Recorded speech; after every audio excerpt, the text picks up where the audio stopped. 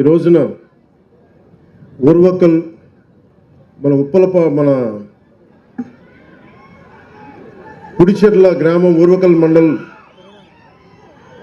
ఇక్కడికి వచ్చిన నాకు ఈ అవకాశాన్ని ఇచ్చిన ప్రతి ఒక్కరికి పేరు పేరు నా హృదయపూర్వక నమస్కారాలు.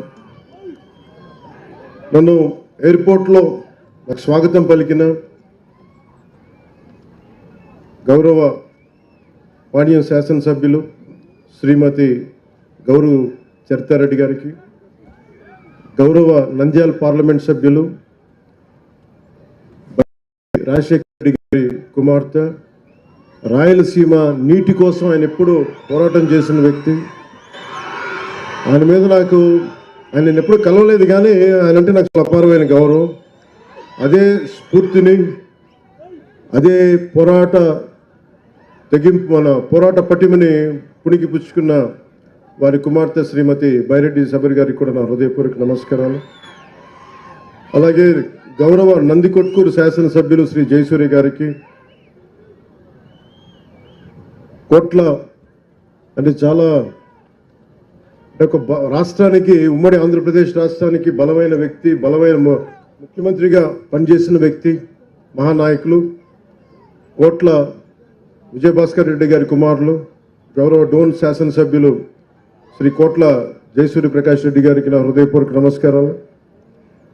అలాగే టీటీడీ బోర్డు సభ్యులు మన కర్నూలు నుంచి మన బల్లెల రాజశేఖర్ గారికి, గౌరవ జిల్లా పరిషత్ చైర్పర్సన్ శ్రీ ఎర్రబోతుల పాపిరెడ్డి గారికి, గౌరవ సర్పంచ్ పూడిచెర్ల శ్రీమతి లలితమ్మ గారికి, గౌరవ ఎంపీటీసీ శ్రీమతి లక్ష్మీదేవి గారికి,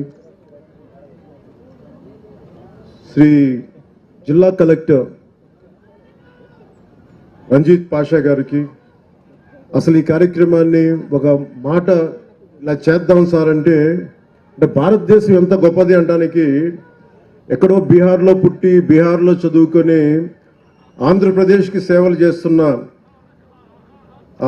ఐఏఎస్ అధికారి, సీనియర్ ఐఏఎస్ అధికారి, ముఖ్య కార్యదర్శి శ్రీ శశిభూషణ్ కుమార్ గారికి, పంచాయతీరాజ్ శాఖ ముఖ్య కార్యదర్శి, గ్రామీణాభివృద్ధి మరి గ్రామీణ నీటి సరఫరా ముఖ్య కార్యదర్శి వారికి నా హృదయపూర్వక నమస్కారాలు. భారతదేశం ఎంత గొప్పది అంటానికి, ఎంత మమేకమైంది అంటానికి శశిభూషణ్ గారి నిదర్శనం.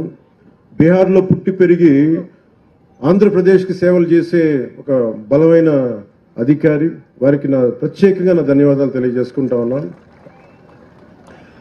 అలాగే ఆంధ్రాలో పుట్టి ఆంధ్రాలో చదువుకొని ఎక్కడో కేరళలో, దూరంగా ఉన్న కేరళలో ఐఏఎస్ ఆఫీసర్గా ఎదిగి ఆంధ్రప్రదేశ్కి ఏదైనా చెయ్యాలి అని చెప్పి 2019లో నాకు అభిమానిగానే కాదు, ఆయన రాష్ట్రానికి సేవ చేయాలనే ఒక ఐఏఎస్ అధికారిగా కృష్ణతేజ్ గారికి మనస్ఫూర్తిగా నా కృతజ్ఞతలు.